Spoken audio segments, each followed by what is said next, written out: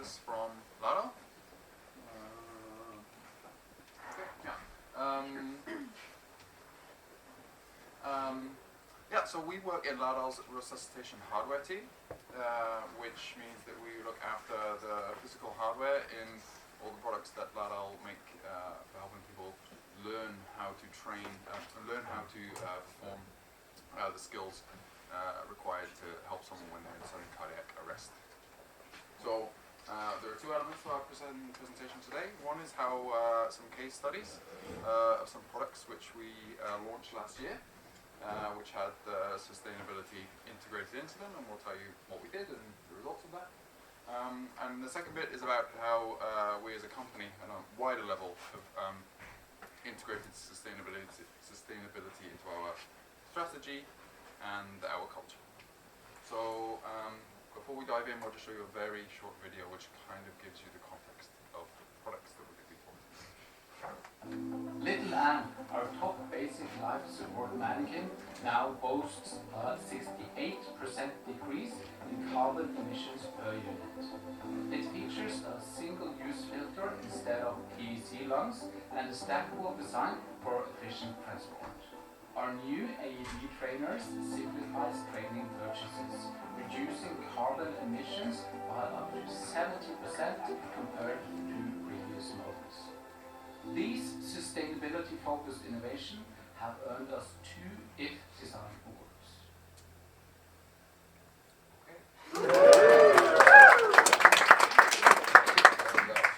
So, a nice little marketing video.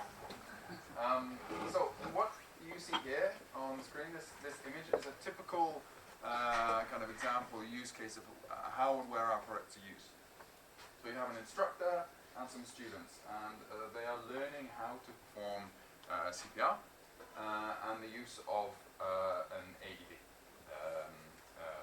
stuff there. They are training devices for people like you and me, lay people, learning what to do if they ever are unfortunate enough to find themselves in a situation where they witness cardiac arrest.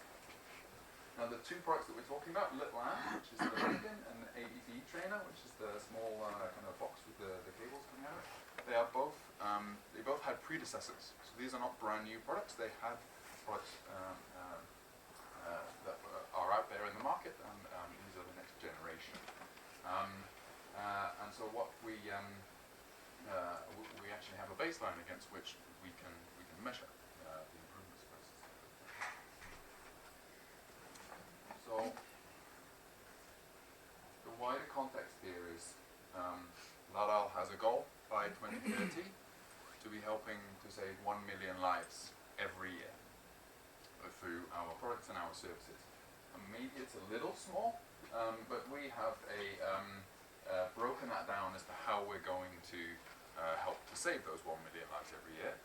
And the bit that Mette just pointed to is cardiac arrest. So we aim to be saving 150,000 lives every year. And so that falls directly on our team, the resuscitation hardware team. So that's really what we're doing here. That's where these products are going and what we're aiming for. So these are the two existing products that are out there in the world, the baseline that I spoke about. The one on the left, Little Anne, the one on the right, AED Trainer 2. They're both very successful and well-trusted products. I'm seeing some nods, you may well know of them, but they are sold all around the world, and people have been using them to learn, practice their skills, and get feedback on their skills so they could learn. But neither of them were designed for efficient classroom training in mind. They've both been out in the market for many, many years, and we decided it was time to refresh them and make them more efficient. And that is what led to the two products that we launched last year. So we conducted what we call an explore. It's a fairly common part of product development, as I'm sure you're all aware. And that meant going out to our customers, finding out what their needs were, what their challenges were, and where the opportunities. And this first, there were some themes that came out of that research, so I'm going to highlight what they were. The first was that, so this picture hopefully is clear enough for you. It was an example that,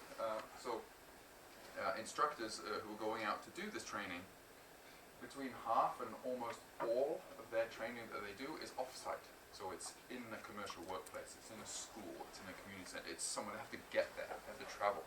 And this image here is a prime example of the amount of stuff that they have to take with them. And in some cases, when these are big organizations conducting training, it's a proper logistical organization that's needed. The large blue bags, the little mannequins that I had on the previous slide, and those plastic boxes are the AED trainers. You see it's taking 3 people, 4 people to wheel all this stuff through. Imagine you've got to go on a tube, you've got to get it in the back of your car. It's really difficult and hard work to do all this. It really gets away from the focus of actually teaching people what to do, because they have to spend so much energy transporting stuff. So that was the first thing we identified, that this could be better. The second one is specific to the mannequin. So there are 2 main parts of learning CPR. One is chest compressions to artificially pump blood around the heart, and the other one is rescue breaths, where you are giving breaths to the patient and you're oxygenating their blood for them. And in the case of our mannequin, there is a PVC lung which sits inside the mannequin. And when you are doing this airway, when you're doing rescue breaths, your breath gets into this bag, this false lung. And that therefore is a consumable item and is replaced.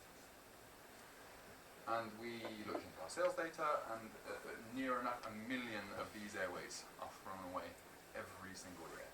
And that constitutes about 17 tons of PVC, which is the main element of the lung, and 8 tons of the valve, the polypropylene valve, which sits up here. And again, we identified that was an opportunity. These are huge numbers. These products sell in the tens of thousands every year. So that was the second one. The last point, Mette will highlight specifically. Yeah, these are AED trainers, and they're kind of replicas of AEDs which are on the market. They're all different, and some instructors have all of this in their range. And it kind of creates a big mess when it comes to setup. All of these remotes work differently with the different AEDs. How do they actually set it up? So it's an efficiency loss, which the instructor spends a lot of time setting up their AEDs, while they could be teaching their students instead. So a lot of the time is passed on that. So after all of this is explored, we kind of saw that there were 3 different themes that we wanted to develop our products on. Efficiency, sustainability, and ease of use. These were not defined in the beginning, but that is something that we, in retrospect, saw that were the red lines when we took decisions along this project. Does it enhance efficiency? Is it sustainable? And is it easy to use? And then midway in the project, we created this concept video. It doesn't really, before we even designed the products, this is just like a vision of how we wanted it to be. I think that's a really good tool for product development.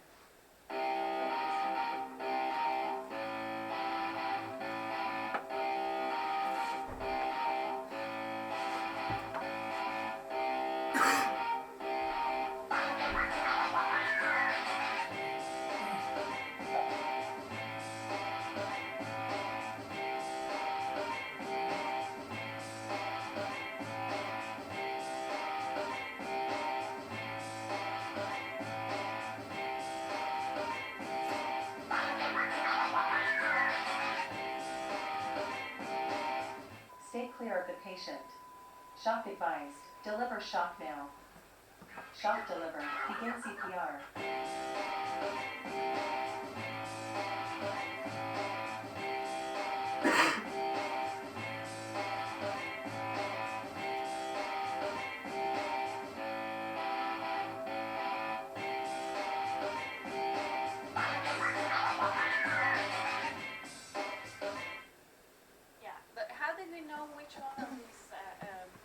Initiatives had the greatest effect when it came to sustainability.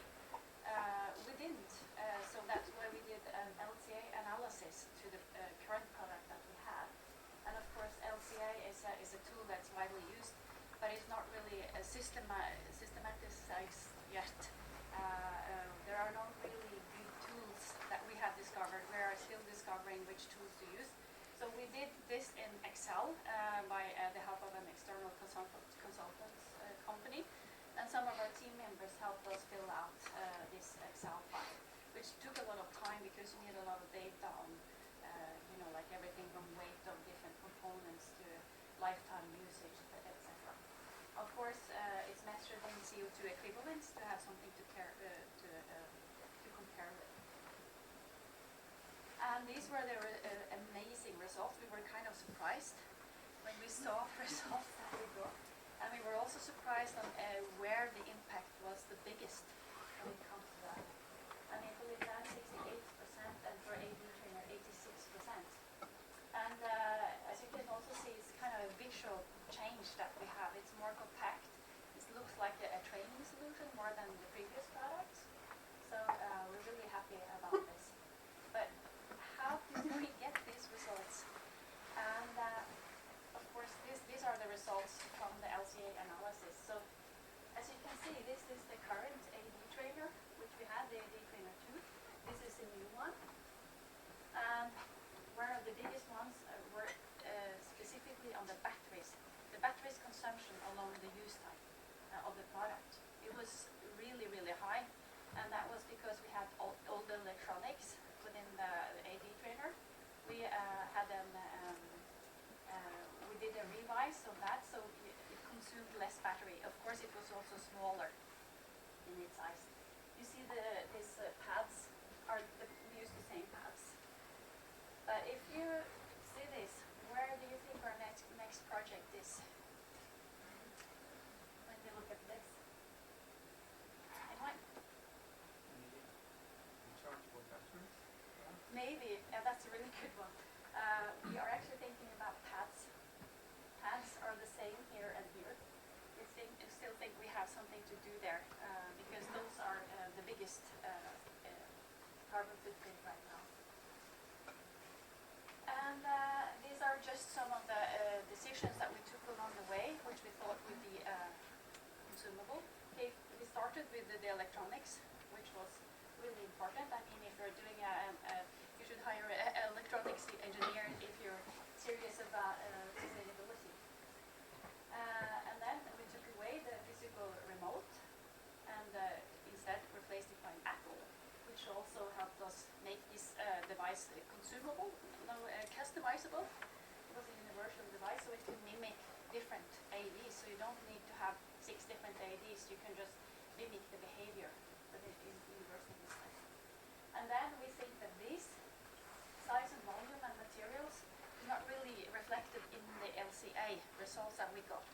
But we know that, like Russel said, like transportation on the customer side is really important. And imagine we sell tens of thousands of these, and people needing to take a big van instead of a small car, etc. These results are not reflected in the LCA as is today.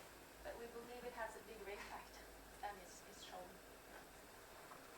And we have 69% less plastic material, and we of course also replaced the material, the structural components, to be recycled PET from virgin material as well. And then this is the LCA results for the mannequin, the little hand. The graph on the left is the existing one, and the one on the right is the new. I think the one thing I wanted to highlight here is that it's very different to the AED Trainer. There is not one dominant segment contributing to the emissions. It's actually quite evenly spread across a number of different areas. And so we had to approach it differently when we were thinking about how can we improve this.